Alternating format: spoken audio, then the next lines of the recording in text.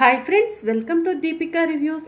సిద్ధు, తులసి, హరీష్ని పోలీసులు అరెస్ట్ చేశారని తెలుసుకొని పోలీస్ స్టేషన్కి పరిగెత్తుకుంటూ వస్తారు. సిద్ధుని చూసిన పోలీస్ ఆఫీసర్ లేచి నుంచొని నమస్తే సార్ అని చెప్పి అంటూ ఉంటాడు. నమస్తే, మా బావగారిని అరెస్ట్ చేశారంట అని సిద్ధు అంటూ ఉంటాడు. మీ బావగారి పేరేంటి సార్ అని పోలీస్ ఆఫీసర్ అడుగుతూ ఉంటాడు. హరీష్, మా అన్నయ్య అని తులసి చెప్తూ ఉంటుంది.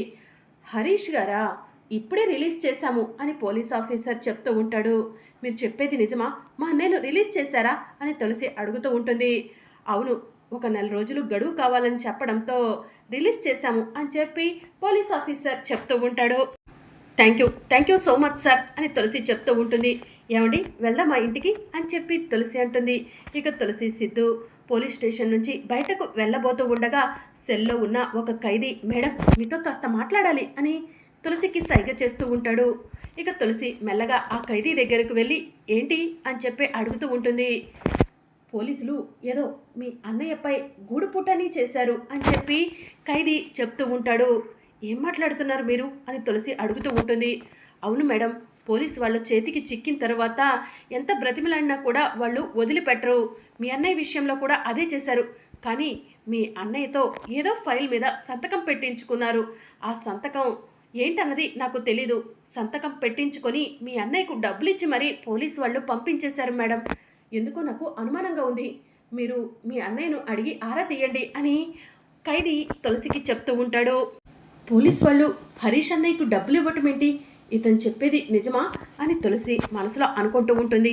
వెంటనే పోలీస్ స్టేషన్ నుంచి బయటకు వెళ్ళి ఏమండి ఒక ఫోన్ మాట్లాడొస్తాను అని సిద్ధుకి చెప్పి పక్కకు వెళ్ళి వెంటనే హరీష్కి ఫోన్ చేస్తుంది. హరీష్ ఫోన్ లిఫ్ట్ చేసి ఏంటి తులసి ఈ సమయంలో ఫోన్ చేశావు అని చెప్పి అడుగుతూ ఉంటాడు. నిన్ను పోలీసులు అరెస్ట్ చేశారని వాణి వదిన చెప్పింది అన్నయ్య. నేను పోలీస్ స్టేషన్కు నిన్ను రిలీజ్ చేపించడానికి వచ్చాను. నువ్వు ఇప్పుడే రిలీజ్ అయి వెళ్ళిపోయావని పోలీసు వాళ్ళు చెప్తున్నారు అని తులసి చెప్తూ ఉంటుంది. అవును తులసి, నేను బయటికి వచ్చేశాను అని చెప్పి హరీష్ చెప్తూ ఉంటాడు. అన్నయ్య, నా దగ్గర ఒక నిజం చెప్తావా అని తులసి అడుగుతూ ఉంటుంది. నీ దగ్గర నిజం కాకపోతే అబద్ధం ఎందుకు చెప్తాను తులసి, ఏంటో అడుగు అని హరీష్ అడుగుతూ ఉంటాడు. అన్నయ్య, పోలీస్ వాళ్ళు నీకెందుకు డబ్బులు ఇచ్చారు అని తులసి అడుగుతూ ఉంటుంది. తులసి, నేను ఒక అతని దగ్గర 10 లక్షలు తీసుకున్నాను. అతనికి వడ్డీ కట్టక సంవత్సరం అవుతుంది. అతను నా పైన కేసు పెట్టి అరెస్ట్ చేయించాడు. నేను 5 సంవత్సరాలు పోలీస్ స్టేషన్లో ఉండాల్సి వస్తుంది. కానీ పోలీస్ వాళ్ళకు తెలిసిన కేసు అంట, ఏదో యాక్సిడెంట్ కేసు అంట. ఒక వారం రోజులు పోలీస్ స్టేషన్లో ఉంటే సరిపోతుందంట. యాక్సిడెంట్ నేను చేసినట్టు ఒప్పుకోమన్నారు. నేను ఒప్పుకుంటే నన్ను వారం రోజుల్లో రిలీజ్ చేయటమే కాకుండా నాకు కొంత డబ్బు కూడా ఇస్తా అన్నారు. నేను ఒక అతని దగ్గర స్టార్టప్ కంపెనీ పెడదామని చెప్పి 10 లక్షలు తీసుకున్నాను. ఆ అప్పు తీరిపోతుంది. 10 రోజుల్లో నేను రిలీజ్ అయి కూడా వస్తానని చెప్పి వాళ్ళు చెప్పిన దానికి ఓకే అన్నాను తులసి అని చెప్పి హరీష్ చెప్తూ ఉంటాడు. ఎంత పనిచేసావు అన్నయ్య? యాక్సిడెంట్ కేసా అంటే చిన్న చితక కేసు అనుకుంటున్నావా ఏంటి? ఈ కేసులో నువ్వు ఇన్వాల్వ్ అయితే నీకు లేనిపోని సమస్యలు వస్తాయన్నయ్య. నువ్వు ఎందుకు సంతకం పెట్టావు? ఆ పోలీస్ ఆఫీసర్తో నేను మాట్లాడతాను. నువ్వు అందుకు ఒప్పుకోవట్లేదని చెప్తాను. నీకు కావాల్సిన 10 లక్షలు నేనే అరేంజ్ చేస్తానన్నయ్య అని తులసి చెప్తూ ఉంటుంది. అది కాదు తులసి అని హరీష్ చెప్తూ ఉంటే నేను నీకు మళ్ళీ చేస్తానన్నయ్య అని చెప్పి తులసి ఫోన్ కట్ చేస్తుంది. ఏమండి, మీరు కూర్చొని ఉండండి, నేను ఇప్పుడే వస్తాను అని తులసి పోలీస్ స్టేషన్లోకి వెళ్తుంది. ఈలోగా సిద్ధుకి ఫోన్ వస్తుంది. సిద్ధు తన ఫ్రెండ్స్తో ఫోన్లో మాట్లాడుతూ ఉంటాడు. ఏంటి మేడం మళ్ళీ వచ్చారు అని చెప్పి పోలీస్ వాళ్ళు తులసిని అడుగుతూ ఉంటారు. ఇక దాంతో తులసి, మా అన్నయ్య ఎటువంటి యాక్సిడెంట్ చేయలేదు, కానీ మా అన్నయ్య యాక్సిడెంట్ చేసినట్టు సంతకం పెట్టించుకున్నారంట అని తులసి అడుగుతూ ఉంటుంది. అదంతా కూడా ఆయన ఇష్టపూర్వకంగానే చేశాడు మేడం. అతనికి డబ్బు కావాలంట. ఆ డబ్బు కోసం అతను ఇష్టపూర్వకంగానే సంతకం పెట్టాడు అని చెప్పి పోలీస్ ఆఫీసర్ తులసికి చెప్తూ ఉంటాడు. అసలు ఎవరు ఆ యాక్సిడెంట్ కేస్ అని చెప్పి తులసి అడుగుతూ ఉంటుంది. అది మేడం అది అని పోలీస్ ఆఫీసర్ కంగారు పడుతూ ఉంటాడు. మర్యాదగా నిజం చెప్పండి, యాక్సిడెంట్ చేసింది ఎవరు, అసలు ఏం వెహికల్ అని చెప్పి తులసి అడుగుతూ ఉంటుంది. మేడం, ఈ విషయం బయటికి వస్తే మా ఉద్యోగాలు పోతాయి అని పోలీస్ ఆఫీసర్ చెప్తూ ఉంటాడు. మీ ఉద్యోగాలకు నేను భరోసా ఇస్తాను. మీరు ఎవరికి భయపడాల్సిన అవసరం లేదు. ఆ యాక్సిడెంట్ కేసు ఎవరి కుటుంబానికి చెందిందో చెప్పండి అని తులసి అడుగుతూ ఉంటుంది.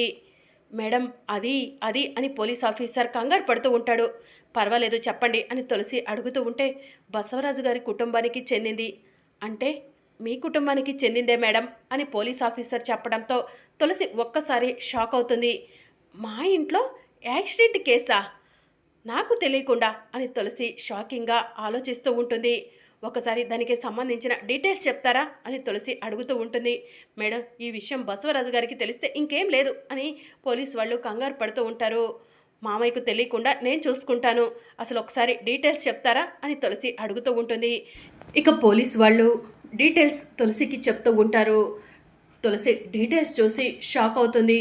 మీరు కన్ఫామ్గా చెప్తున్నారా ఈ యాక్సిడెంట్ చేసింది మా ఫ్యామిలీలో ఒకరని అని చెప్పి తులసి పోలీసు వాళ్ళను అడుగుతూ ఉంటుంది.